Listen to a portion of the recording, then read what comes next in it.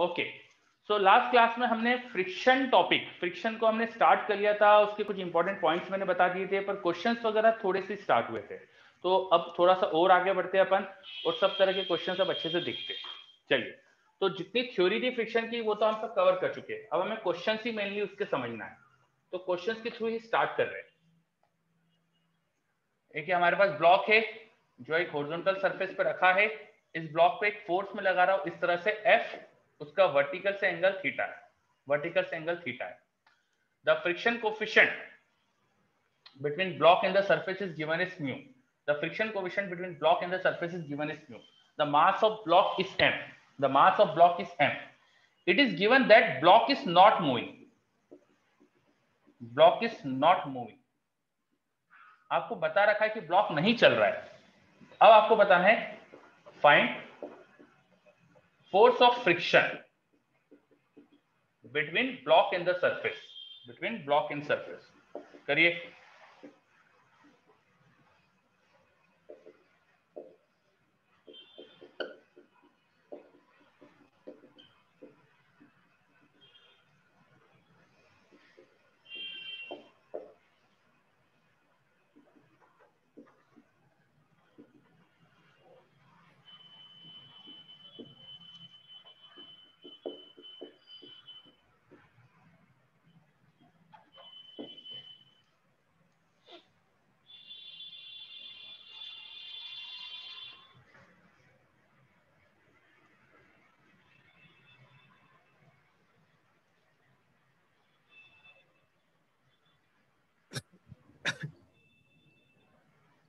Please keep your mic off.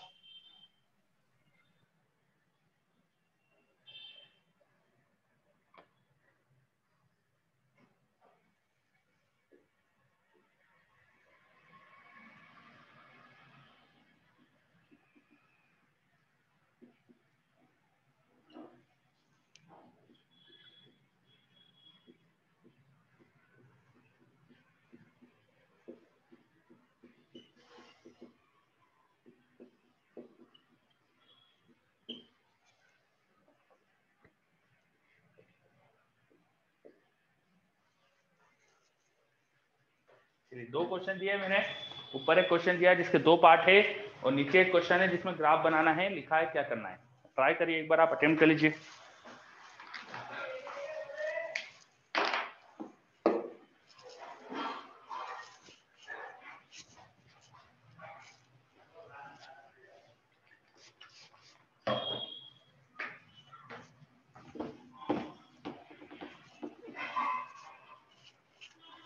एक बार attempt कर लीजिए अच्छे से। सर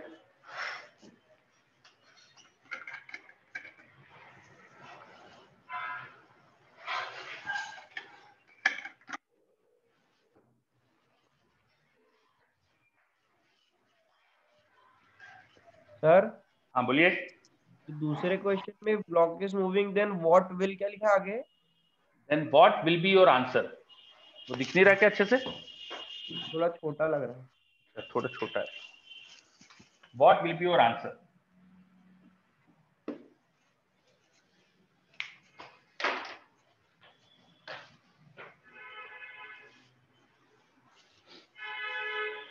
सर सेकंड क्वेश्चन में आपने दो फ्रिक्शन ऑफ कोफिशिएंट दिए हैं सर।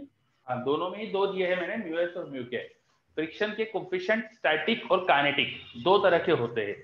जब मोशन हो रहा होता है तब काइनेटिक फ्रिक्शन एक्ट करता है, जब मोशन नहीं हो रहा है तब स्टैटिक फ्रिक्शन एक्ट करता है, और दोनों के कोफिशिएंट अलग होते हैं, इसलिए मैंने म्यू एस और म्यू के दो वैल्यू दिए।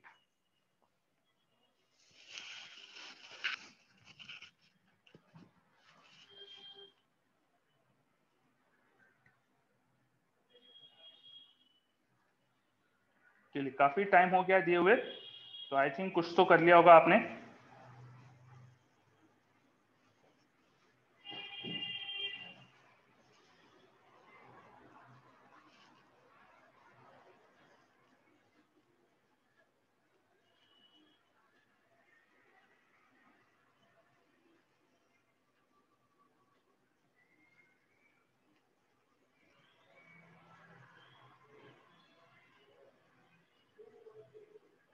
जस्ट अ सेकंड, स्टार्ट करते।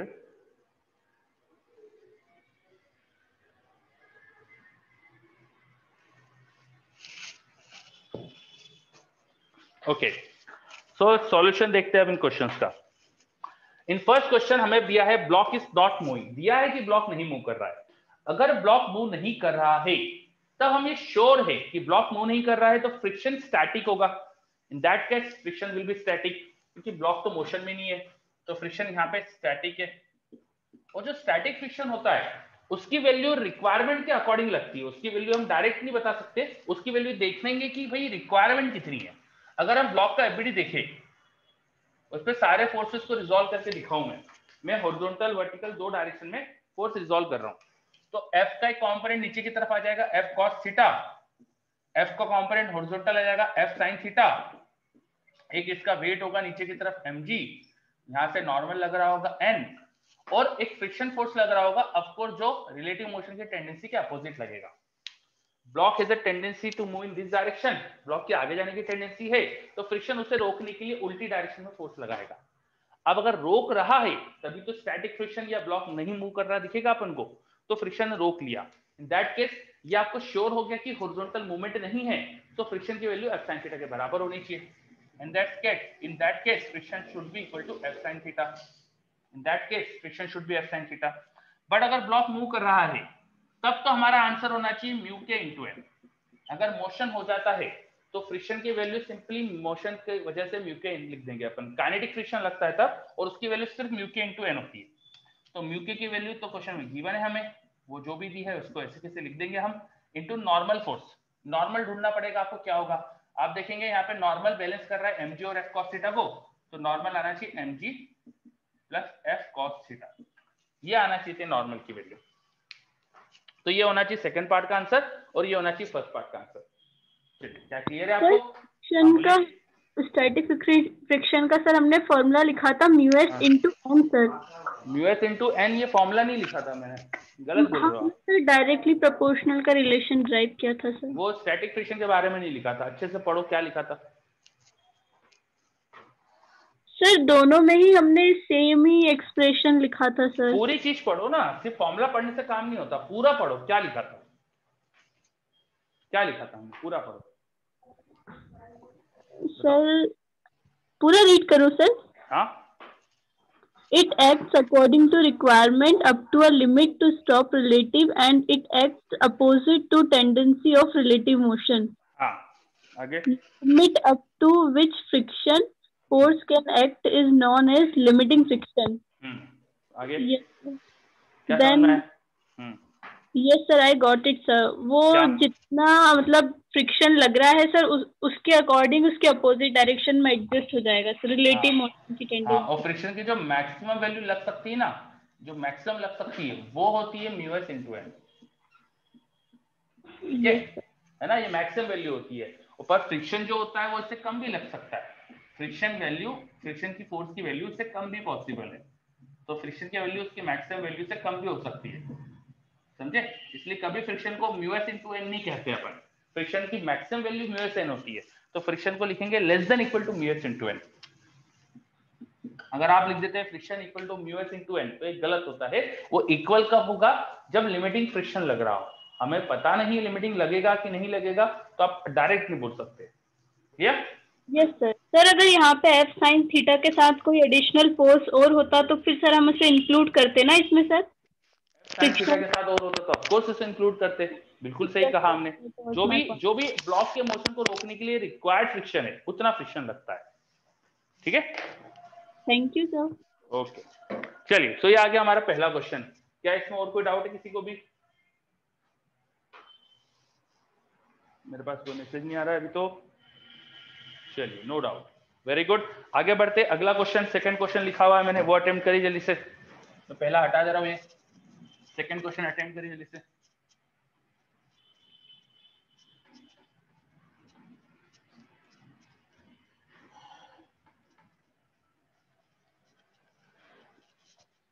सेकंड क्वेश्चन अटेम्प्ट करिए।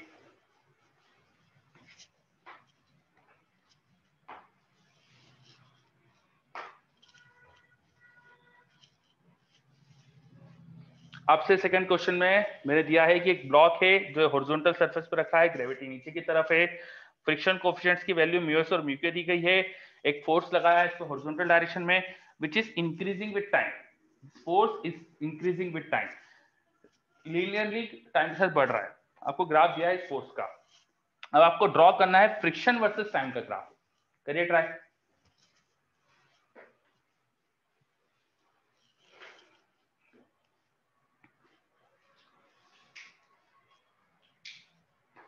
You need to draw graph of friction versus time.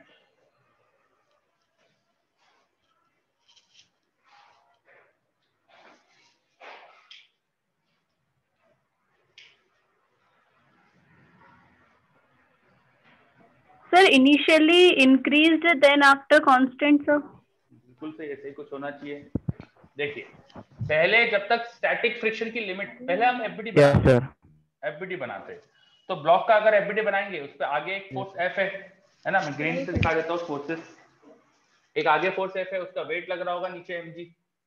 एक नॉर्मल लग रहा होगा ग्राउंड से, और आगे फोर्स लग रहा है तो टेंडेंसी उसके आगे जाने की, उसे अपोज करने के लिए फ्रिक्शन लगेगा पीछे. ये होना चाहिए एफबीडी. इस ब्लॉक की टेंडेंसी आगे जाने की, तो उस पर ग्राउंड अपोज करेगी पीछे फ्रिक्शन लगा के. अब अगर ब्लॉक रुका है, if is in not motion, if block is at rest, block अगर रेस्ट पर है तो फ्रिक्शन ने उसे रोक लिया, तो एफ और फ्रिक्शन बराबर होंगे. पर ऐसा कब तक हो सकता है? ये फ्रिक्शन स्टैटिक होगा और ये अपनी लिमिट तक ही हो सकता है. ये अपनी मैक्सिमम लिमिट तक ही लग सकता है. इसकी मैक्सिमम लिमिट क्या होती है? म्यूएस इनटू एन होती है. एन की वैल्यू यहाँ पे कितनी आ जाएगी? mg. आप अगर एफबीडी देखें तो nmg हो जाएगा. तो ऐसा कब तक हो सकता है? जब तक फोर्स की वैल्यू, फोर्स फ्रिक्शन के बराबर रहेगा और फ्रिक्शन की वैल्यू इससे कम होना चाहिए, मतलब फोर्स इससे कम होना चाहिए. तो till external force F is less then और इक्वल टू म्यूएस mg, तब तक तो ये पॉसिबल, ऐसा हो सकता है कि फोर्स फ्रिक्शन के बराबर हो जाए और फ्रिक्शन जो इससे कम होता है, क्योंकि फोर्स भी उससे कम ही है इसलिए चल जाएगा, ऐसा हो जाएगा. बट अगर ये फोर्स हमारा बड़ा हो गया म्यूएस mg से, तब फिर डेफिनेटली फ्रिक्शन उसे रोक नहीं पाएगा. रोकने के लिए जो फ्रिक्शन रिक्वायर्ड है, ब्लॉक को रोकने के लिए फ्रिक्शन रिक्वायर्ड फोर्स के बराबर है, पर फोर्स की वैल्यू इससे बड़ी हो गई, म्यूएस mg से बड़ी हो गई, और फ्रिक्शन इससे बड़ा नहीं हो सकता. इसका मतलब दोनों बराबर नहीं हो सकते, है ना. इस F की वैल्यू इससे बड़ी है और फ्रिक्शन इससे बड़ा नहीं हो सकता, तो दोनों बराबर नहीं हो सकते. अगर ये बराबर नहीं हो सकते, इसका मतलब ब्लॉक नहीं रुक सकता. Now it will be moving. Now block will be moving. समझ में आया क्या? Block will be moving. अब ब्लॉक मूव करेगा डेफिनेटली, और ब्लॉक अगर मूव करेगा तो फ्रिक्शन की वैल्यू अब म्यू के इनटू एन दिखाएंगे. ठीक है, तो अब फ्रिक्शन का ग्राफ बनाया जा सकता है.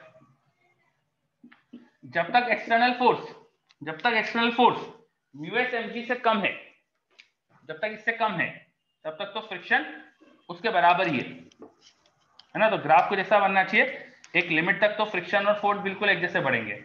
आफ्टर दैट फ्रिक्शन अचानक से कांस्टेंट हो जाएगा लो वैल्यू पे जाके. ऐसा लो वैल्यू क्यों दिखा रहा हूं मैं? क्योंकि हम जानते हैं कि जो फ्रिक्शन की, काइनेटिक फ्रिक्शन की वैल्यू होती है वो थोड़ी सी कम होती है स्टैटिक फ्रिक्शन से. म्यू के इनटू एन दिखा देंगे यहाँ, और यहाँ एन की वैल्यू mg थी, वो mg रख देता हूं. ये होना चाहिए graph between friction and external force. Sir ये तो एक पॉइंट पे आके डिसकंटिन्यूस हो गया सर. बिल्कुल सही कहा, डिसकंटिन्यूस हो गया. तो इससे हमें दिक्कत क्या है? ये मतलब प्रॉब्लम वाली बात थोड़ी है. ठीक है, हो रहा है. डिसकंटिन्यूस क्यों होगा ये समझ में नहीं आया, तो ये एक प्रॉब्लम वाली बात है. ये समझ में आया कि डिसकंटिन्यूस क्यों है? सर एक पॉइंट पे फ्रिक्शन 0 हो गया, इसलिए हो गया. 0 का हुआ है? नहीं ना, 0 से स्टार्ट हुआ है, बड़ा, जब तक फोर्स की वैल्यू फ्रिक्शन के बराबर है, जब तक होते क्या, बट फ्रिक्शन की मैक्सिमम वैल्यू म्यूएस mg हो सकती है. जैसे ही फोर्स उससे बड़ा हुआ, अब फ्रिक्शन अचानक से म्यू के इनटू एन हो गया, तो फ्रिक्शन की वैल्यू अचानक से थोड़ी सी कम हो गई और म्यू के इनटू एन हो गई. यस सर, है ना, क्योंकि म्यू के कम होता है ना म्यूएस से. यस सर, वो इनिशियली मैक्सिमम पॉइंट पे आ गया सर, और उसके बाद फिर डिक्रीज हो गया. यस सर, म्यू के नॉर्मली म्यूएस से कम होता है नॉर्मली. अच्छा, क्वेश्चंस में हमें कई बार है ना सिर्फ एक ही फ्रिक्शन कोएफिशिएंट देते हैं, तो उसी को म्यूएस और म्यू के मान लेंगे.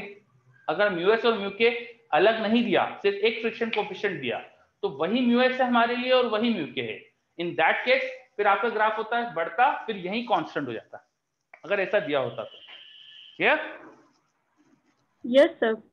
ओके, चलिए, तो ये अपने ग्राफ रफ भी बन गए इस क्वेश्चन के, है ना। और बढ़ते आगे, और क्वेश्चन देखते हैं। चलो अब मैं थोड़ा सा न्यूमेरिकल क्वेश्चन दे रहा हूँ जिसमें कुछ डाटा है। तो ये मास दे दिया मैंने आपको 4 kg का, इस पे एक फोर्स लगा रहा हूँ मैं यहाँ से 5 न्यूटन का 37 डिग्री के एंगल पे। फ्रिक्शन कोएफिशिएंट दे दिया मैंने यहाँ पे 0.2, 0.5 कर देते, एक काम करते, है ना, ब्लॉक और ग्राउंड के बीच में। बताओ ब्लॉक चलेगा कि नहीं चलेगा, बताओ, ब्लॉक विल मूव और नॉट, और चलेगा तो क्या एक्सेलरेशन होगा, फाइंड एक्सेलरेशन ऑफ ब्लॉक। भाई नहीं चलेगा तो एक्सेलरेशन 0 आ जाएगा, और चलेगा तो एक्सेलरेशन जो होगा वो बताओ, करिए ट्राई। सर वो म्यू का वैल्यू क्या है सर, देख नहीं है। म्यू की वैल्यू 0.5 है, म्यू की वैल्यू 0.5 है, ठीक है, म्यू इज 0.5।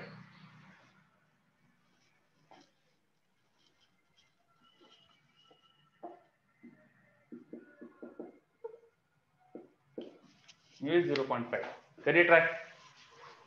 सर हाँ बोलिए। ये जो अपन ने फ्रिक्शन मैक्सिमम जो निकाला था म्यू एस इंटू एन, इसको हाँ। लिमिटिंग फ्रिक्शन बोलते हैं क्या? यस बिल्कुल सही, ये लिखा था आपने, ये लिमिटिंग फ्रिक्शन है, बिल्कुल सही। अच्छा चलिए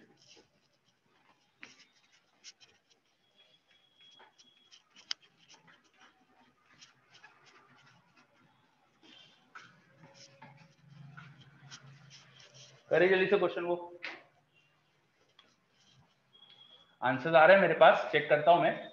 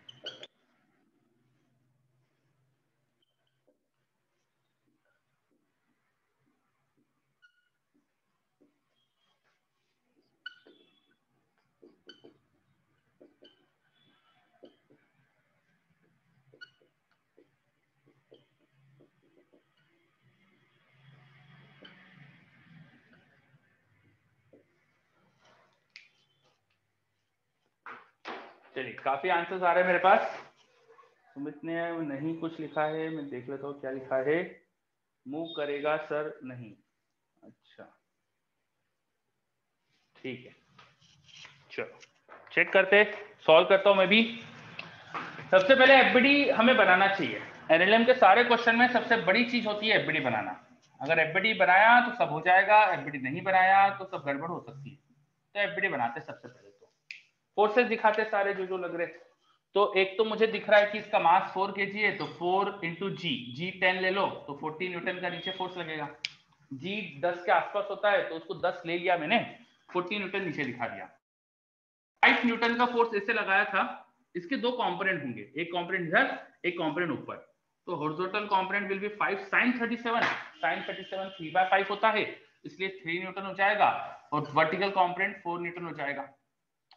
फिर नॉर्मल फोर्स आएगा यहाँ से कुछ n, और आगे 3 न्यूटन के फोर्सेस की टेंडेंसी आगे जाने की, तो फ्रिक्शन इस पे पीछे लग के इसे रोकेगा, फ्रिक्शन इसे पीछे लग के रोकेगा। अब इस फ्रिक्शन की मैक्सिमम वैल्यू क्या हो सकती है वो निकाल के रख लेते हैं साइड में। इसकी लिमिटिंग वैल्यू क्या हो सकती है वो निकाल लेते हैं ना। ऐसे क्वेश्चंस में जब चलेगा नहीं चलेगा ऐसा कहा जाता है ना, तो ये कर लेना चाहिए कि पहले इसकी मैक्सिमम वैल्यू क्या वो निकाल लो, तो आसान हो जाता है हमारे लिए।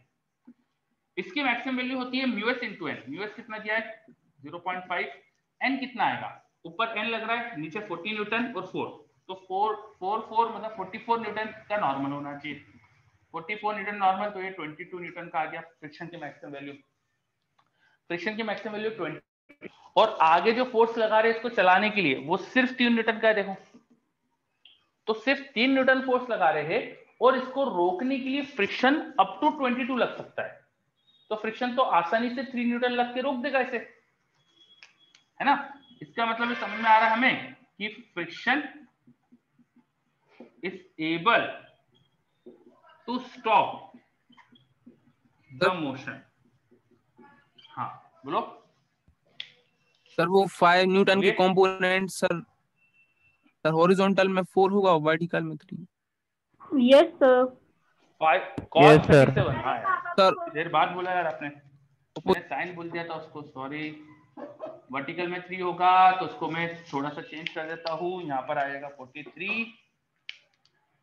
थोड़ी देर बाद बोला आपने यार, कोई बात नहीं, चलो 43 हो गया यहाँ पे। तो 43 इंटू 0.5, अच्छा ये भी मैंने गलत लिखा हुआ था, 43 बाय हाफ कर देंगे दोस्तों तो कितना आ जाएगा ये? सर 21. दर्द हो रहा है सर पूरा।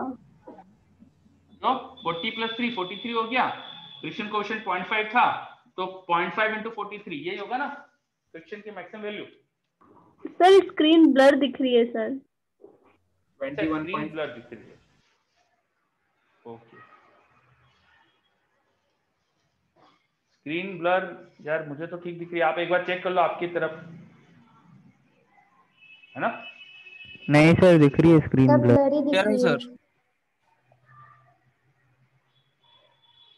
तो अब देखो, यस सर, क्लियर है। क्लियर है, ओके। अब फ्रिक्शन की मैक्सिमम वैल्यू 0.5 इंटू 43 आ जाएगी, तो 43 का हाफ करना है बेसिकली, तो 43 का हाफ क्या हो जाएगा? 21.5 हो जाएगा, है ना, 21.5। तो ये आ गए हमारे पास फ्रिक्शन की मैक्सिमम वैल्यू। नाउ अभी भी देखो ये तो ज्यादा है ना 4 न्यूटन से, तो friction is able to stop the motion, because motion रोकने के लिए आपको फ्रिक्शन की वैल्यू चाहिए only 3 newton. Friction required is only 3 Newton and the maximum friction available is 21 Newton, so it is very high than the required friction, so definitely motion नहीं होगा। और acceleration जो पूछा था वो क्या आना चाहिए? फिर 0 आंसर।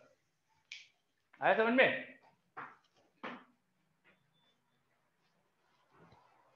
चलिए, तो ये हो गया हमारा एक क्वेश्चन। इसके अलावा 2 क्वेश्चन और दिए मैंने। ये एक वर्टिकल वॉल है जिसपे कैपिटल एम मास को अपन ने इस तरह से दबा के, फोर्स से दबा के हमने रोक के रखा है, और यहाँ फ्रिक्शन है। तो पूछा है कि find F so that block does not slide down, ये ब्लॉक नीचे नहीं गिरना चाहिए, इसके लिए फोर्स क्या होना चाहिए। मतलब कुछ ऐसा क्वेश्चन है, आपने देखा होगा दीवार से कुछ दबा के अपन ने रोक के रखा है। और अगला एक और क्वेश्चन है, ये भी देखिए, करिए जल्दी से अटेम्प्ट करिए इनको।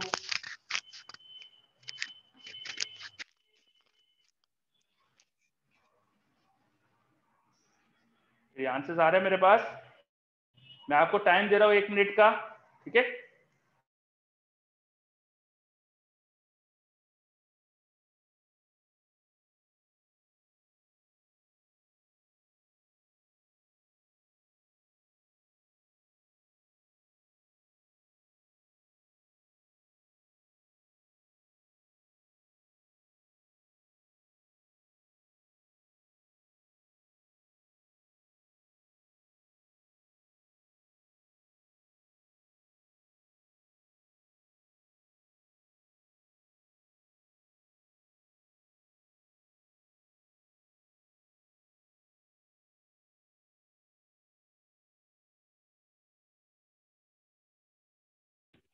सर फर्स्ट जो क्वेश्चन आपने सॉल्व किया सर उसमें एफ आर मैक्स को आपने एफ कॉस थीटा के इक्वल क्यों नहीं किया सर?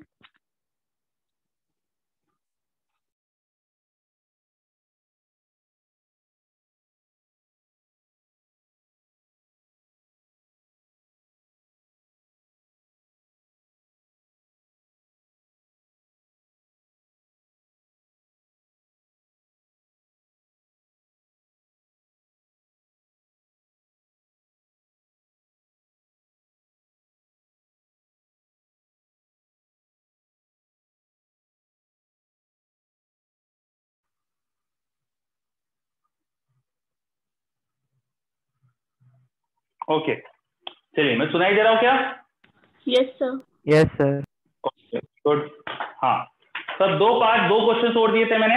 वर्टिकल वॉल के अगेंस्ट एक मास को हमने लगा रखा है, इस मास का एफबीडी देखिए अगर। सर फर्स्ट क्वेश्चन हाँ, में थोड़ा सा डाउट आ रहा है सर। ये फर्स्ट की वो, ये वाला सर, ये सर। हाँ इसमें सर बोलिए। आपने हाँ, इसमें फ्रिक्शन फोर्स को F cos थीटा के इक्वल क्यों नहीं किया सर? फ्रिक्शन की वैल्यू 4 के इक्वल, मतलब नहीं, मुझे चेक करना है ना कि फ्रिक्शन लगेगा कितना, उसे रोक पाएगा कि नहीं रोक पाएगा, चेक करना है। ठीक है, यस सर। तो मैंने चेक करा कि फ्रिक्शन की मैक्सिमम वैल्यू क्या है और रोकने के लिए फ्रिक्शन की वैल्यू कितनी चाहिए, 4 न्यूटन चाहिए। अगर ब्लॉक का तुम्हें फॉरवर्ड मोशन रोकना है तो फ्रिक्शन कितना चाहिए, 4 न्यूटन सर। 4 न्यूटन चाहिए। तो 4 न्यूटन हो सकता है क्या फ्रिक्शन? हाँ हो सकता है ओके सर। Yes sir. है ना। यस। तो मैंने चेक करा फ्रिक्शन रोकने में सक्सेसफुल होगा, यस होगा। फ्रिक्शन रिक्वायर्ड, अच्छा यहाँ 3 गलत लिख जाए, वो पुराने क्वेश्चन में 3 लिखा था इसलिए 4 होना चाहिए। ठीक है, अब clear? Yes sir. Yes sir, thank you sir. Okay, चलिए तो अगला क्वेश्चन। वर्टिकल वॉल के अगेंस्ट एक मास को लगाया है हमने, मास का वेट नीचे लग रहा होगा mg, एक फोर्स F जो एक्सटर्नल दिखाया था वो है यहाँ पर। उसके अलावा यहाँ से एक नॉर्मल फोर्स आ रहा होगा वॉल से, और इस मास की नीचे जाने की टेंडेंसी बिकॉज ऑफ mg, तो वॉल की वजह से यहाँ एक फ्रिक्शन आएगा इसको ऊपर की तरफ। तो इस ब्लॉक पे लगने वाले सारे फोर्सेस मैंने दिखा दिए, मैंने उस डायग्राम के अंदर ही सारे फोर्सेस दिखा दिए। अब अगर ये ब्लॉक रुक रहा है, क्वेश्चन में पूछा है कि एफ बता रहा है जिससे स्लाइड नहीं कर रहा है, स्लाइड नहीं कर रहा है, तो डेफिनेटली फोर्सेस बैलेंस होंगे। अगर स्लाइड नहीं कर रहा है, नोन है हमें, तो फोर्सेस बैलेंस कर सकता हूँ।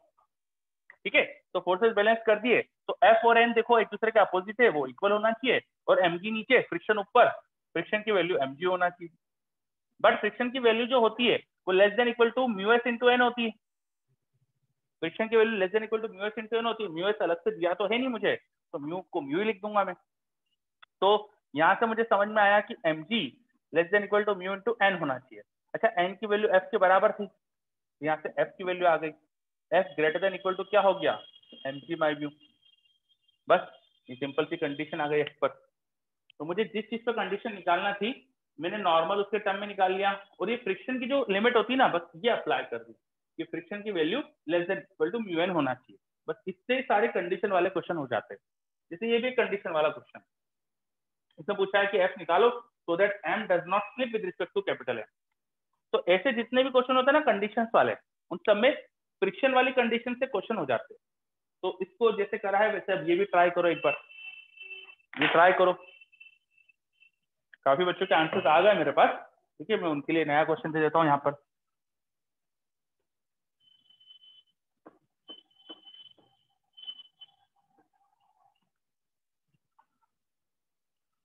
उनके लिए एक नया क्वेश्चन दे देता हूँ मैं यहाँ पे।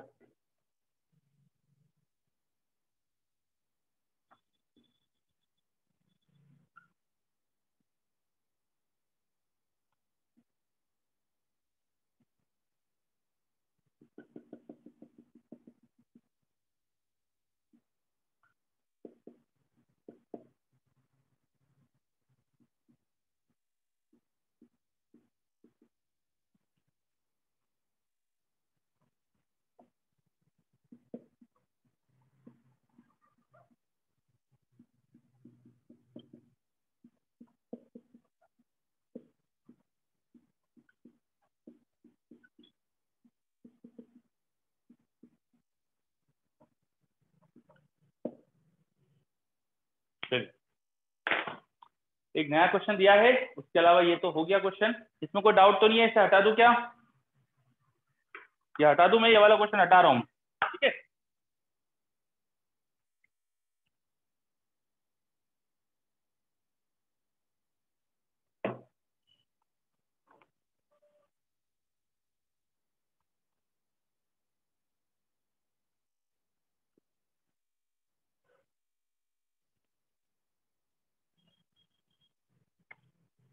करिए, 2 क्वेश्चन है अभी आपके पास बोर्ड पे, करिए अटेम्प्ट।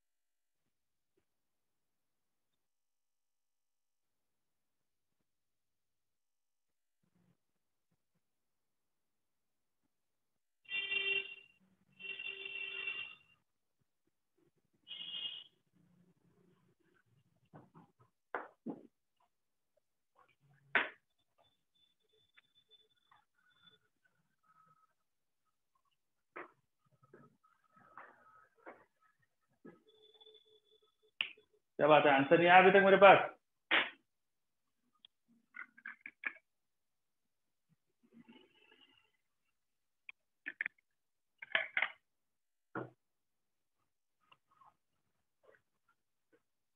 ओके, देवेश का आंसर आ गया।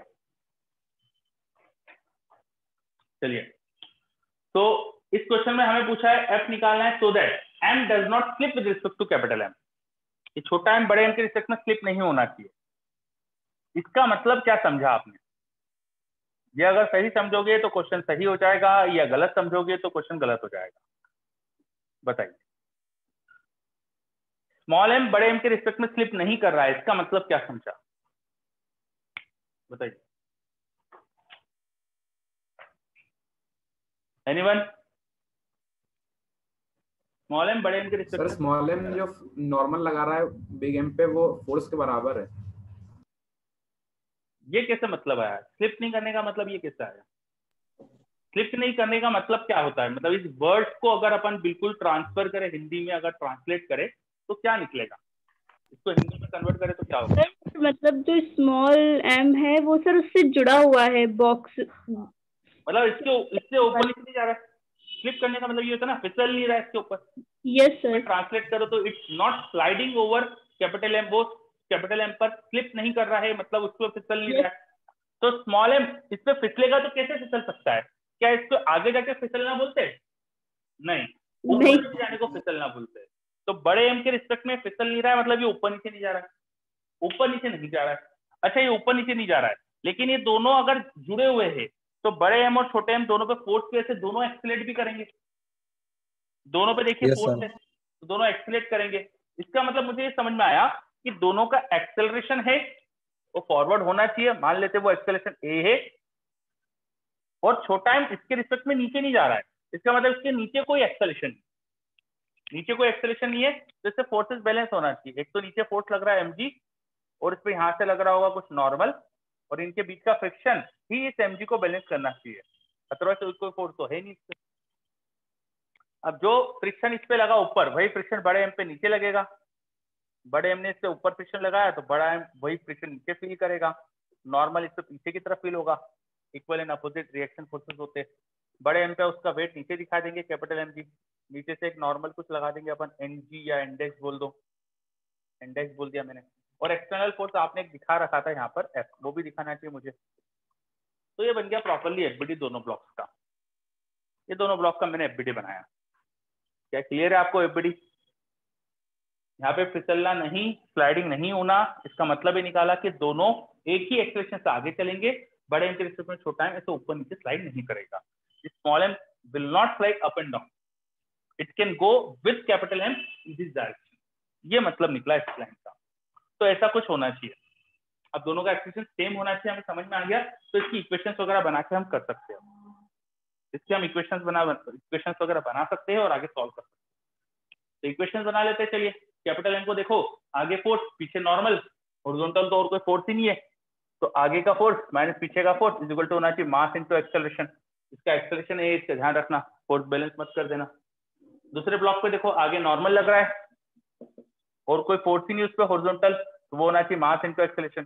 तो इनको सॉल्व करके तुम एक्सेलरेशन निकाल सकते हो और नॉर्मल भी निकाल सकते हो।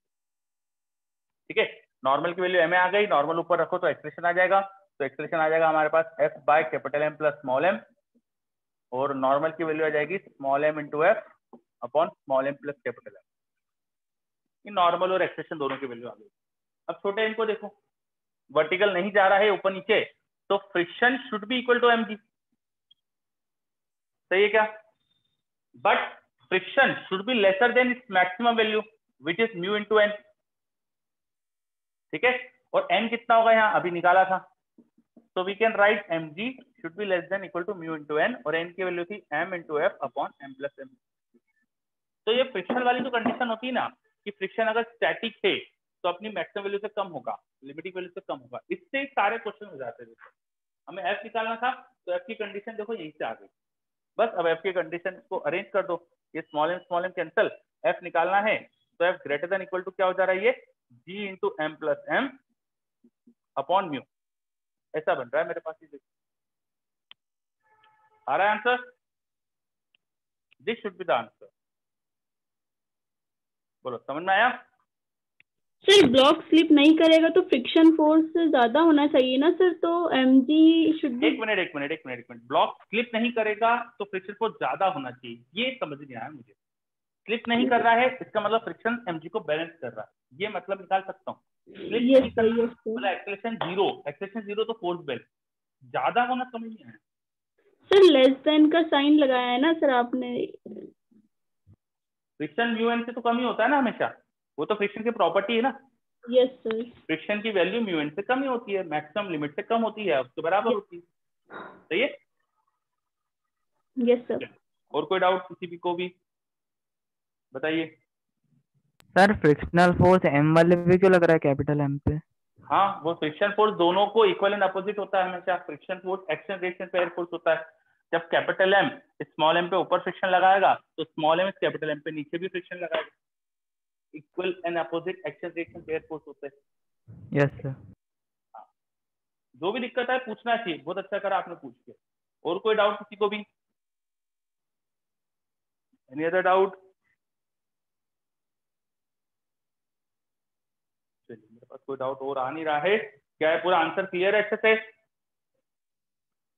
कैसे करा मैंने समझ में आ रहा है? देखो करा कैसे, सबसे यस पहले इस सर। लाइन का मतलब समझा। डज नॉट स्लिप का मतलब क्या होता है? ये स्लिप नहीं करेगा, ऊपर नीचे नहीं जाएगा। तो ये तो बस इंग्लिश का मतलब निकालना हुआ। पहले इंग्लिश का मतलब निकाला अपन ने, क्वेश्चन का मतलब समझा, उसके बाद एफबीडी बना लिया जो हमको लॉजिकली समझ में आ रहा है कि अगर ये एक दूसरे के साथ स्लिप नहीं कर रहे, एफ फोर्स लग रहा है तो आगे तो जाएंगे दोनों, तो दोनों का एक्सेलेरेशन तो होगा ही फॉरवर्ड, तो दोनों का एक्सेलेरेशन कुछ मान लिया। उसके बाद एफबीडी प्रॉपरली बनाया, एफबीडी बना के फिर इक्वेशंस लिखी, मुझे जो एफबीडी से दिख रही है इसकी इक्वेशंस लिखी। इस पे हॉरिजॉन्टल फोर्सेस वर्टिकल फोर्सेस की जरूरत ही नहीं पड़ी, केवल हॉरिजॉन्टल फोर्सेस से इक्वेशन लिख दी। इसकी हॉरिजॉन्टल वर्टिकल दोनों की इक्वेशन लिखी, तो 1 2 3 तीन इक्वेशन आई। अब जो फ्रिक्शन की वैल्यू होती है उसकी प्रॉपर्टी होती है कि वो अपनी मैक्सिमम वैल्यू से कम होना चाहिए, उसकी मैक्सिमम वैल्यू म्यू एन होती है। तो इस प्रॉपर्टी को यूज करा। ये मैंने less than equal to mu N कहां से लिखा? फ्रिक्शन की प्रॉपर्टी से लिखा। तो म्यू एन और एन की वैल्यू ऊपर से निकाल के यहाँ रख दी। अब मुझसे क्वेश्चन में फोर्स पूछा था तो फोर्स के लिए मैंने इसे अरेंज करके लिख दिया। तो ये आ गया मेरे पास फाइनल आंसर कि फोर्स इससे बड़ा होना चाहिए जिससे कि स्मॉल एम कैपिटल एम पे स्लिप नहीं करेगा। आ रहा है समझ में? यस समझ सर। में कैसे करा? Very good. चलिए, तो अब अगला क्वेश्चन अटेम्प्ट करिए। ये एक और क्वेश्चन दिया हुआ था आपको, ये अटेम्प्ट करके जल्दी से आंसर बताइए। हटा रहा हूं, फिर मैं ये सब हटा दूं, ठीक है? ये हटा रहा हूं मैं क्वेश्चन। नेक्स्ट क्वेश्चन अटेम्प्ट करिए जल्दी से।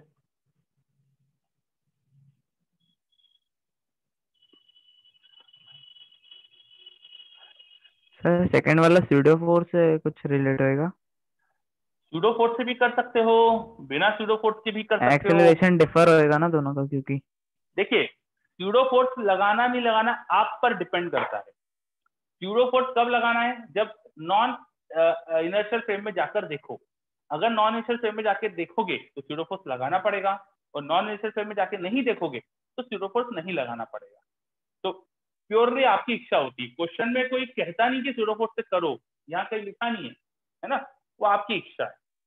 You can go with pseudo force और विदाउट सूडो फोर्स, आपकी इच्छा है, जैसे चाहे वैसे कर सकते हो। करिए।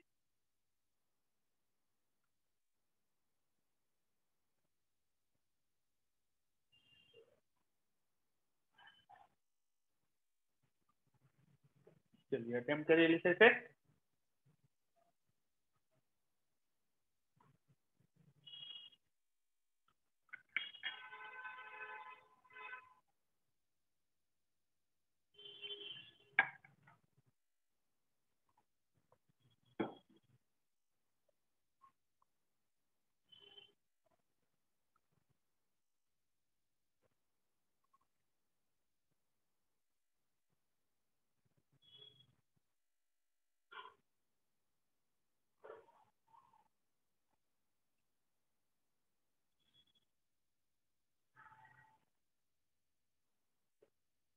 क्वेश्चन पहले तो लैंग्वेज समझना चाहिए क्या है, क्वेश्चन को एनालाइज करना चाहिए कि मोशन होगा तो कैसे हो रहा होगा, जैसा पिछला क्वेश्चन करा था वैसे ही करो उसको भी। फिर उसका एफबीडी वगैरह बना लेना चाहिए, और फिर एफबीडी बना के इक्वेशंस लिखना चाहिए। और कहीं फ्रिक्शन विक्शन आ जाए तो उसकी जो कंडीशन होती है वो लगाकर जो आंसर है वो निकल जाते हैं। ऐसा नॉर्मली होता है। तो ऐसा अटेम्प्ट करो एक बार।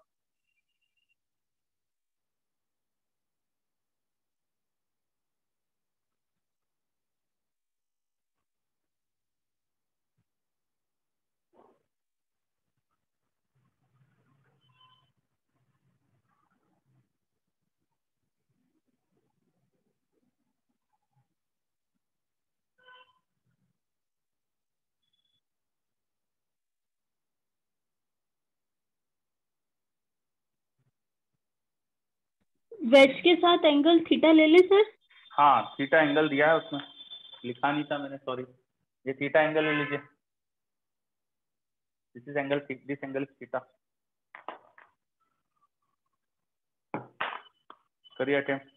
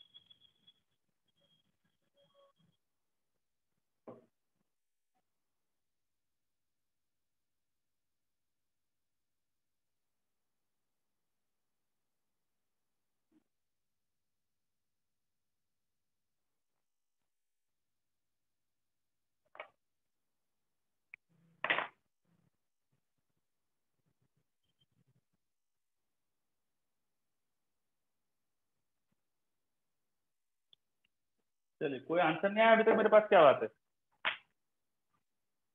एक भी आंसर नहीं इतनी देर में, क्यों? दीजिए जल्दी answer. Find range of F so that M does not slide over capital. करिए जल्दी। वाह, गौतम का आंसर आया मेरे पास। ठीक है गौतम, मैं 1 मिनट और दे रहा हूं आपको, अटेम्प्ट करिए जल्दी।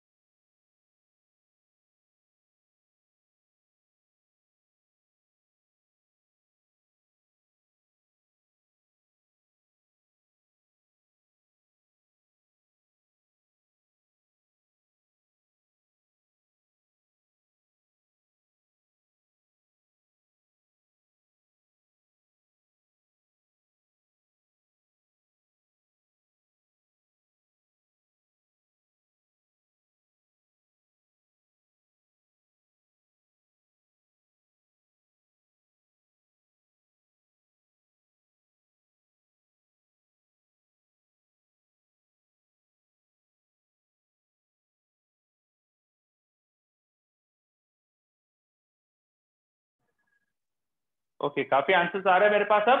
ठीक है, अब देखिए बोर्ड पे सॉल्व करते हैं हम इसको। देखिए, सबसे पहले चीज क्वेश्चन में पूछिए, find the range of M so that M does not slide over capital M. आपको स्मॉल एम और कैपिटल एम के बीच में दिया गया है कि वो स्लाइड नहीं करना चाहिए। कौन? Small M over capital M, वो स्लाइड नहीं करना चाहिए। तो कैपिटल एम पर जब स्लाइड करेगा तो कैसे मूव करेगा? वो इस तरह से मूव करेगा, है ना? तो ऐसे नहीं करना चाहिए। ऐसे नहीं करेगा तो क्या होगा? देखिए, कैपिटल एम पे एक फोर्स भी है, तो ये हो सकता है कि दोनों साथ में चले। कैपिटल एम पे फोर्स है, वो तो डेफिनेटली मूव करेगा, बिकॉज ग्राउंड इज स्मूथ, तो उससे फोर्स है, वो तो मूव करेगा। तो स्मॉल एम को भी इसके साथ में चलना चाहिए। तो स्लाइड नहीं करेगा कैपिटल एम पर स्मॉल एम। इसका मतलब हमने निकाला कि बोथ आर मूविंग टुगेदर। ठीक है, बोथ आर मूविंग टुगेदर, हमको यह मतलब समझ में आया। अब ये मतलब अगर समझ में आ गया दोनों साथ मूव कर रहे हैं तो एक्सेलरेशन कुछ है, वो मान लेते इस तरफ एक्सेलरेशन ए है ना, फोर्स की डायरेक्शन ये है तो एक्सेलरेशन भी इधर होना चाहिए। अब एफबीडी बना लेते। स्मॉल एम का एफबीडी बनाया मैंने, उसका एक्सेलरेशन मैं ऊपर की तरफ दिखा देता हूँ, यहाँ लिख देता हूँ ए है।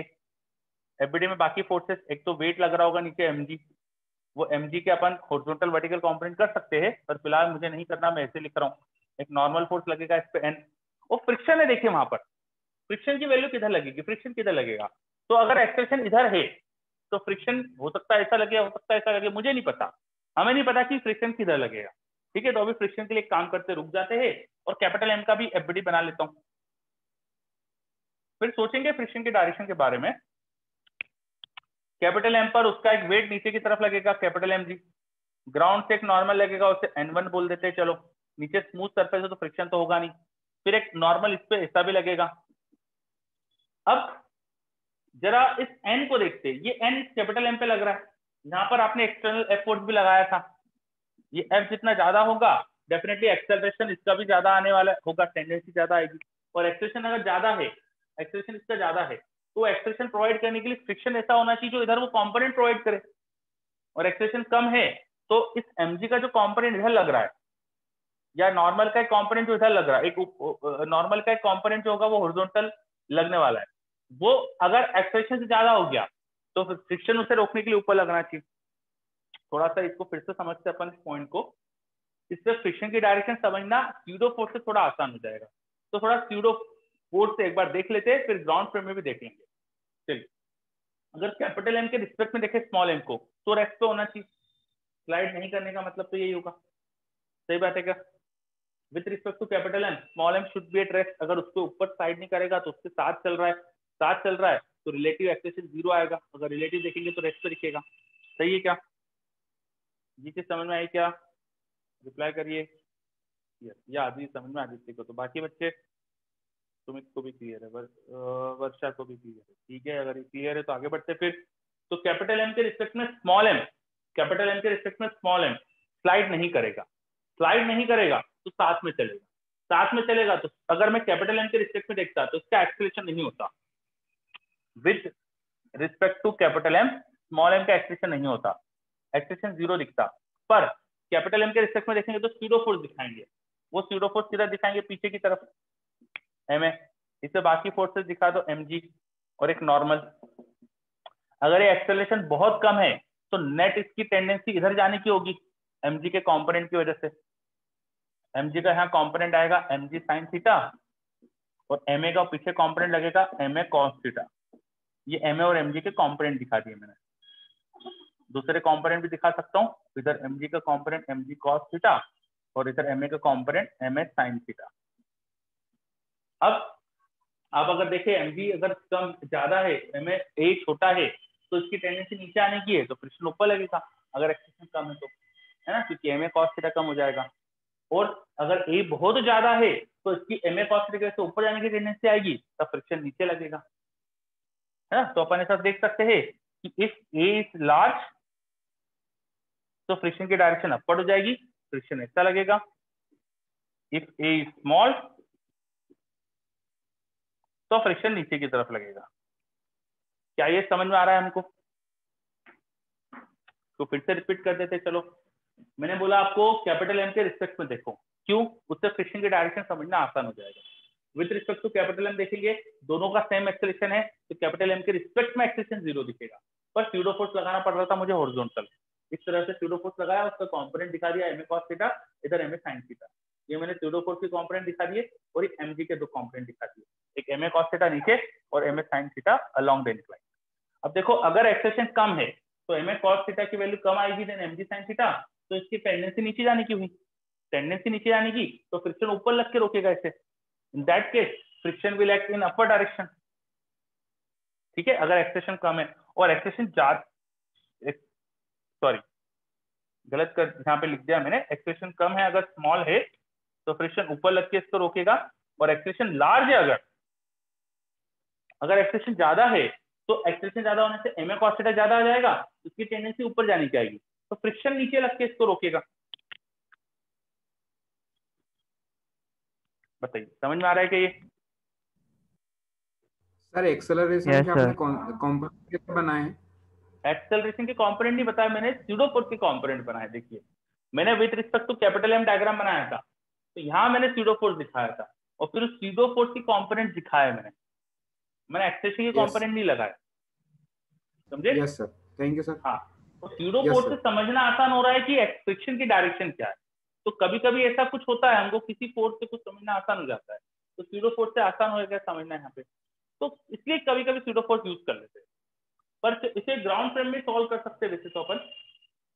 चलिए, हमें ये क्लियर हो गया है कि स्यूडो फोर्स से देखने पर ये एफबीडी हो गया, और एक्सेलरेशन के हिसाब से फ्रिक्शन ऊपर नीचे हो सकता है। तो आपको दो केस बनाना पड़ेंगे, एक्सेलरेशन कम है, एक्सेलरेशन ज्यादा है, इसे दो केस बनाना पड़ेगा। तो पहले एक्सेलरेशन कम वाला केस सॉल्व कर लेते हैं, फिर एक्सेलरेशन ज्यादा वाला केस सॉल्व कर लेते हैं। If acceleration is small, friction लगेगा ऊपर, एक्सेलरेशन कम कैसे दिखेगा, जब फोर्स कम होगा। ठीक है, तो वैसा केस बना के सॉल्व कर लेते हैं। चलो पहले, तो assume case 1 that F is small. F अगर छोटा है तो फ्रिक्शन की टेंडेंसी है ऊपर लगने की, तो यहाँ फ्रिक्शन ऊपर दिखा देंगे। मैं इसी डायग्राम में ऊपर दिखा देता हूँ।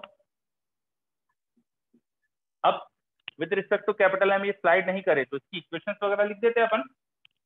क्या इक्वेशंस आएगी इस केस में, एम जी साइन थीटा नीचे लग रहा है और ऊपर दो दो फोर्स लग रहे हैं, वो बैलेंस करेंगे एक दूसरे को। तो M G sine theta should be balance by M A cos theta plus friction.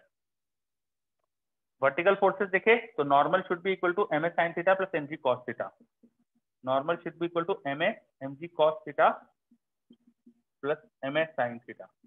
हमको ए नहीं पता है तो ए निकाल लो। एक काम करो, इन दोनों को एक्सप्रेशन सेम है, कंबाइंड देखेंगे तो एफ को लिख सकते थे mass which is m plus m into acceleration, तो यहाँ से ए आ जाएगा।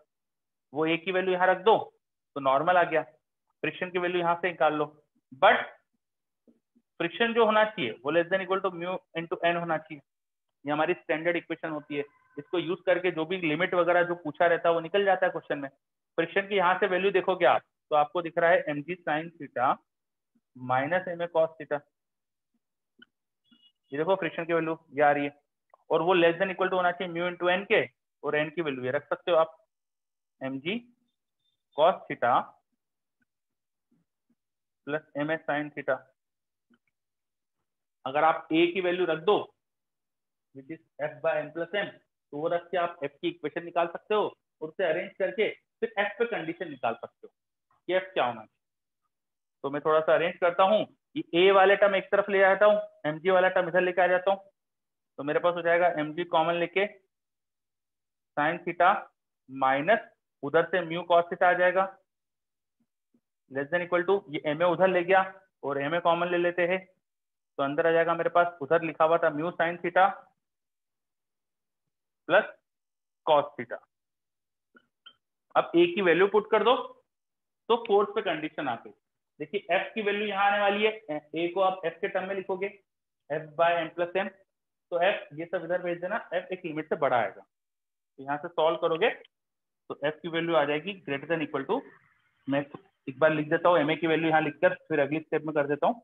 एफ को डाल देता हूँ मैं स्मॉल एम, ए को डाल दिया मैंने F by small M plus capital M, और पूरा पीछे का एक्सप्रेशन एज इट इज लिख दो आप, ये ठीक है। नाउ एफ मुझे निकालना है तो वो सॉल्व करने के लिए स्मॉल एम से स्मॉल एम कैंसिल हो जाएगा, capital M plus small m यहाँ मल्टीप्लाई हो जाएगा, तो एफ आ जाएगा हमारे पास लेस देन इक्वल टू, ये एफ यहाँ ग्रेटर की तरफ है, sorry greater than equal to small M plus capital M into g, अंदर sine theta minus mu cos theta whole thing divide by division में ये जो नंबर था म्यू साइन थीटा और म्यू कॉस थीटा नीचे आ जाएगा, mu sine theta plus cos theta. तो F की वैल्यू इससे बड़ी होनी चाहिए। हमने यहाँ मान के चले थे कि एफ छोटा है तो छोटा इससे नहीं होना चाहिए, ये कंडीशन आ गई।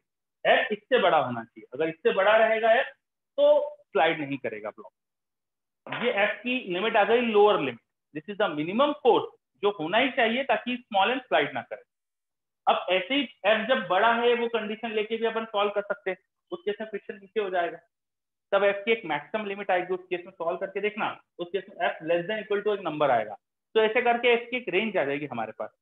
सेकंड केस में आप करके देखना यहाँ प्लस आएगा या माइनस आ जाएगा, मुझे याद है तो मैंने बोल दिया डायरेक्ट, आप चेक कर लेना, यहाँ माइनस का प्लस हो जाएगा, यहाँ प्लस का माइनस हो जाएगा, तो इस तरह से एफ की फाइनल एक रेंज मिल जाएगी आपको। ठीक है, समझ में आ रहा है क्या, बोलिए। यस, ओके बच्चों, चलिए क्वेश्चन क्लियर पूरा देख लीजिए अच्छे से।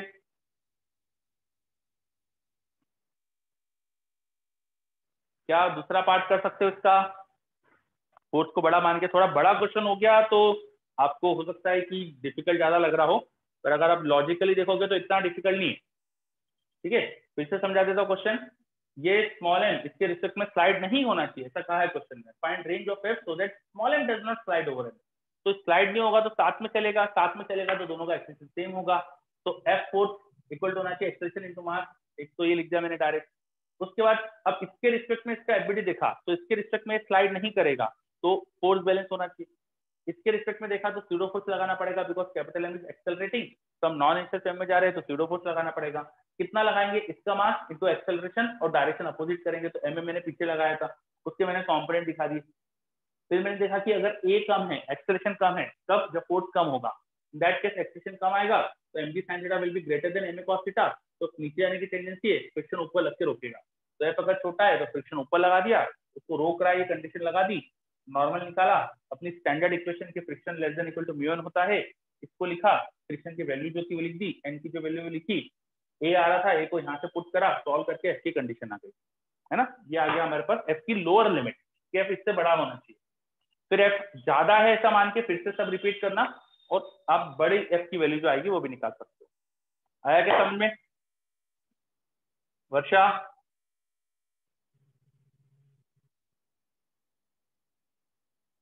Is it clear? या और बाकी बच्चे, आदित्य को तो आ गया, देवेश को आ गया, नवदीप को आ गया।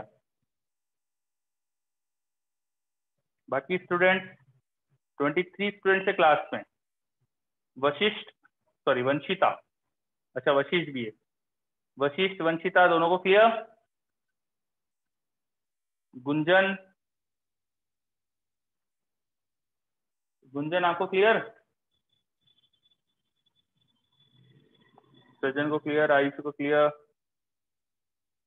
गुंजन को भी clear. Very good Gunjan, sure है ना। ये इसलिए पूछ रहा हूँ, बड़ा क्वेश्चन है तो एक बार देख लो।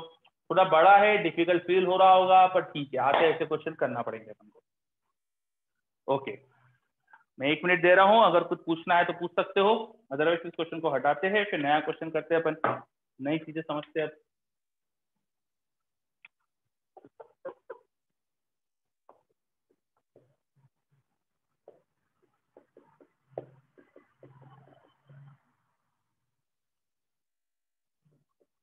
इसके बाद नई चीज स्टार्ट करेंगे हम, angle of friction.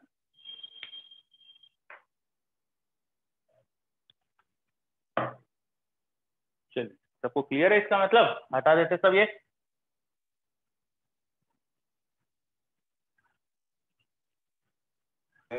Yes sir. हाँ, अब एंगल ऑफ फ्रिक्शन क्या होता है समझते हैं। देखिए, किसी भी मास पे सपोज वो एक सरफेस पे रखा हुआ था, तो ड्यू टू सरफेस 2 तरह के फोर्सेस लग सकते हैं जिन्हें हम बोलते हैं कॉन्टेक्ट फोर्स। एक होता है नॉर्मल फोर्स और दूसरा होता है फ्रिक्शन फोर्स। सरफेस किसी भी ब्लॉक पे 2 तरह के फोर्सेस लगा सकती है, एक फ्रिक्शन फोर्स, एक contact force. Friction force is F R, normal force is an. ये 2 फोर्सेस का जो रिजल्टेंट है वो होता है टोटल कॉन्टेक्ट फोर्स। इनका रिजल्टेंट इस कॉन्टेक्ट फोर्स, वो रिजल्टेंट देखो ऐसा कुछ आएगा, है ना, ऐसा कुछ आएगा इनका रिजल्टेंट, एडिशन करेंगे तो, and that addition is making an angle with normal. उसका कुछ नॉर्मल से एंगल है, बस इसी को अगर कुछ रिप्रेजेंट कर, मैंने कोई लेटर रिप्रेजेंट कर दिया, थीटा कह दिया, this theta is angle of friction. It is the angle between resultant contact force and normal। एक बार स्टार्टिंग समझा दिए, नेटवर्क प्रॉब्लम हुई थी। हाँ, फिर से बता देता हूँ। जो भी सरफेस के साथ ब्लॉक कांटेक्ट में है तो सरफेस उस पर 2 तरह के फोर्स लगाती है, एक नॉर्मल, एक फ्रिक्शन। नॉर्मल और फ्रिक्शन का जो रिजल्टेंट आता है उसे हम बोलते हैं रिजल्टेंट कांटेक्ट फोर्स। इसको जनरली हम आर से रिप्रेजेंट करते हैं, रिजल्टेंट कांटेक्ट फोर्स, आर से रिप्रेजेंट करा। तो जो रिजल्टेंट फोर्स है ना, इसका नॉर्मल से क्या एंगल, बस इसे कहा जाता है angle of friction. The angle of the resultant contact force with normal direction is called angle of friction. क्या ये समझ में आ रहा है? What is angle of friction? Yes sir. Yes sir. चलिए बहुत ही सिंपल सी चीज थी है। पर अब देखो फ्रिक्शन की मैक्सिमम वैल्यू, जितनी वैल्यू ज्यादा रहेगी उतना एंगल बढ़ाएगा ना, बिकॉज यहाँ देखेंगे अगर आप tan थीटा वो लिखोगे फ्रिक्शन अपॉन नॉर्मल, सही है क्या, है ना। Yes sir. तो theta Yes, is maximum when friction is maximum, क्योंकि फ्रिक्शन न्यूमरेटर में है तो वो ज्यादा तो थीटा ज्यादा, फ्रिक्शन न्यूमरेटर में है तो वो ज्यादा तो थीटा ज्यादा, है ना। कितना हो सकता है ज्यादा से ज्यादा, ये कितना हो सकता है थीटा, वो निकालते हैं अब हम, मैक्सिमम थीटा क्या आ सकता है वो निकाल लेते हैं हम, ठीक है। तो उसके लिए फ्रिक्शन की मैक्सिमम वैल्यू लिखेंगे। फ्रिक्शन की जो मैक्सिमम वैल्यू होती है वो म्यू एस इंटू एन तो होती है, वो रख दो। तो tan थीटा की जो मैक्सिमम वैल्यू आएगी उस पर फ्रिक्शन आ जाएगा mu S into N divide by N, ये आ गया म्यू एस। तो यहाँ से थीटा की maximum value, angle of friction की जो मैक्सिमम वैल्यू आ गई वो आ गया मेरे पास tan inverse mu S. Angle of friction की जो मैक्सिमम वैल्यू आ गई वो आ गई मेरे पास tan inverse mu S. Clear, maximum angle of friction क्या हो सकता है, tan इनवर्स म्यू एस। आ गई बात समझ में, maximum angle of friction is tan inverse mu S. अगर मुझे फ्रिक्शन कोएफिशिएंट पता हो तो एंगल ऑफ फ्रिक्शन बता सकता हूँ। कुछ लिखा है मेरे पास, एक मिनट। जैसे लिखा है सर अगर प्रीवियस प्रॉब्लम में वेज पर 2-3 ब्लॉक केप्ट, अरे वो करेंगे अपन बाद में, है ना, अभी पहले जो पढ़ रहे हैं उसको देख लो, ठीक है। क्वेश्चन को इम्प्रोवाइज तो कई तरीके से कर सकते हैं अपन, ठीक है, और अभी जो पढ़ रहे हैं उस पर ध्यान, है ना। जब ऐसा क्वेश्चन आएगा जब कर लेंगे, अभी प्लीज जो पढ़ रहे हैं उस पर ध्यान दीजिए। क्या एंगल ऑफ फ्रिक्शन सबको क्लियर है? एंगल ऑफ फ्रिक्शन की मैक्सिमम वैल्यू क्या आ सकती है वो भी हमने डिराइव कर लिया। क्या क्लियर है अच्छे से? yes sir. यस, बच्चों के रिप्लाई आ रहे मेरे पास, Yes, sir. Very good, okay. अब इसी के जैसा एक और कॉन्सेप्ट होता है हमारे पास, एंगल ऑफ रिपोज, वो भी जल्दी से देख लेते हैं अपन। एंगल ऑफ रिपोज, नेक्स्ट चीज देखते हैं अपन, एंगल ऑफ रिपोज।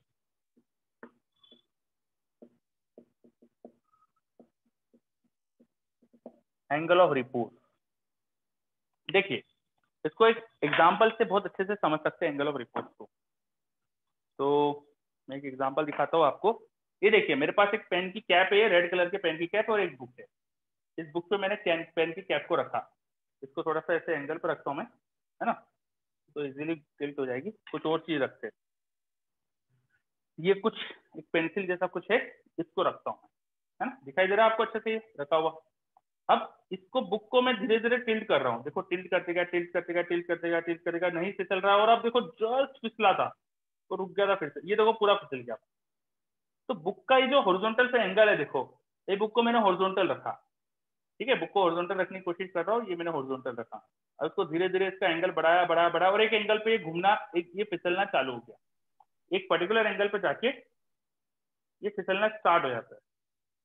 देखो फिर से करके दिखाता हूँ, ये रेस्ट पर है, रेस्ट पर, रेस्ट पर, रेस्ट पे, और एक पर्टिकुलर एंगल पे जाके ये देखो ये फिसल रहा है। तो जिस एंगल पे फिसलना स्टार्ट होता है बुक का हॉरिजॉन्टल से वो एंगल जिस पे फिसलना स्टार्ट हो रहा था, बस उसी एंगल को बोलते हैं angle of repose.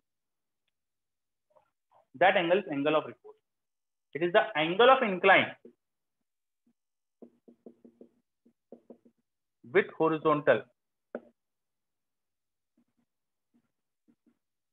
at which block over it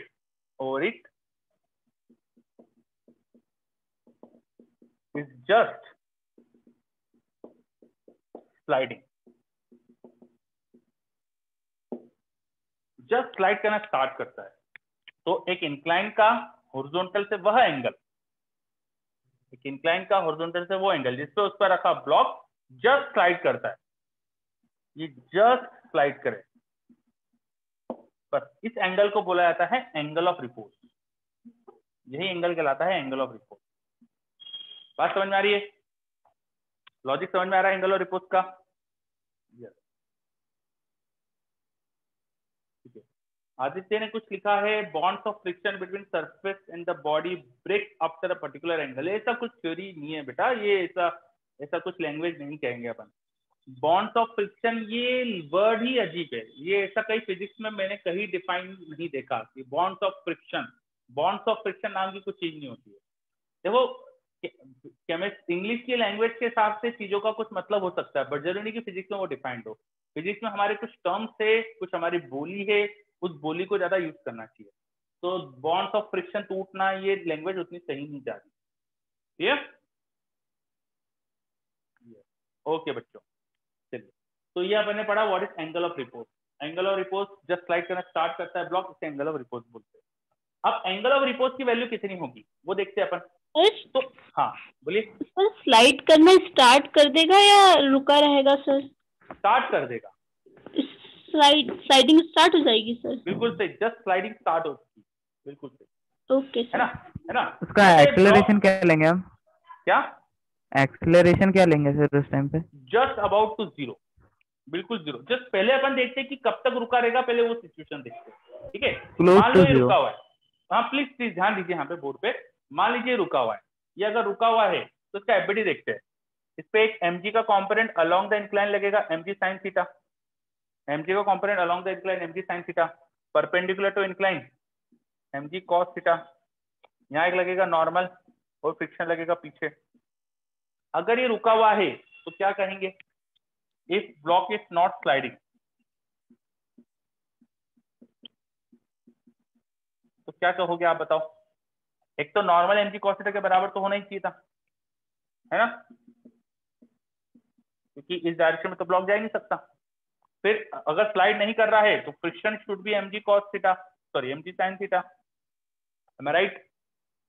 yes sir. ठीक है, बट फ्रिक्शन जो होता है वो less than equal to mu S into N होता है ना।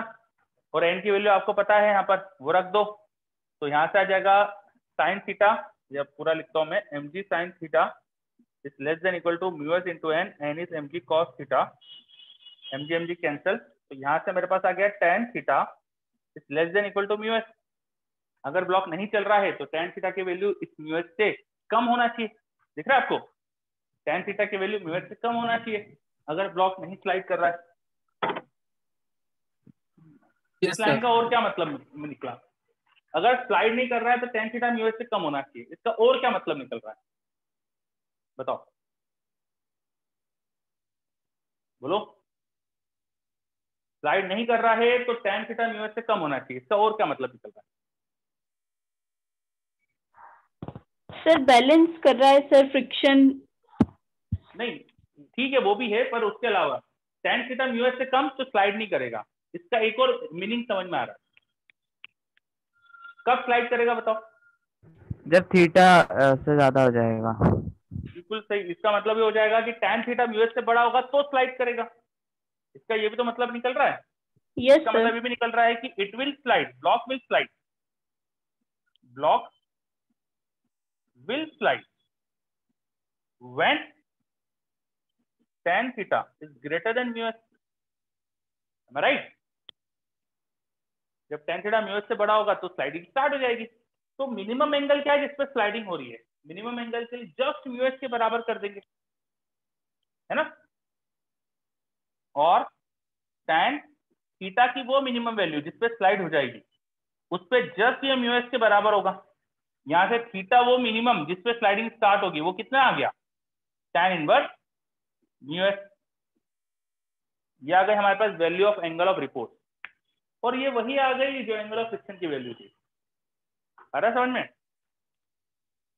एंगल ऑफ रिपोज की वैल्यू आ गई, वो मिनिमम इंक्लाइन का एंगल जिस पे स्लाइडिंग स्टार्ट होती है, वो एंगल आ गया हमारे पास tan इनवर्स म्यू एस। आ रहा समझ में कैसे निकाला? यस, बच्चे यस बोलते हैं। तो ये एंगल देखिए एंगल ऑफ फ्रिक्शन के बराबर आ रहा है, एंगल ऑफ फ्रिक्शन की मैक्सिमम वैल्यू जो होती है उसके बराबर आ रहा है। ठीक है, चलिए तो प्लीज अब ये सब ध्यान रखिएगा, है ना। अब अपना ऑफिशियल टाइम भी ओवर हो चुका है, तो ठीक है अब मैं रुकता हूँ, आपको ब्रेक भी चाहिए रहता है। तो अभी ये जो चीजें पढ़ी, angle of friction, angle of repose, के अलावा फ्रिक्शन में हमारा बचा क्या है? फ्रिक्शन में हमारा बचा है सिर्फ 2 ब्लॉक सिस्टम, उसके अलावा फ्रिक्शन में सारी चीज हो गई है। बेसिक थ्योरी कंप्लीट हो गई अपनी, बेसिक क्वेश्चन सारे कर लिए हमने, सिर्फ 2 ब्लॉक सिस्टम के क्वेश्चन बाकी है, बाकी सब देख लिया आपने। तो अब आप मॉड्यूल पूरा कर सकते हो, ठीक है। अच्छा, आपके कुछ डाउट सेक्शंस भी लगे हैं, एक मिनट।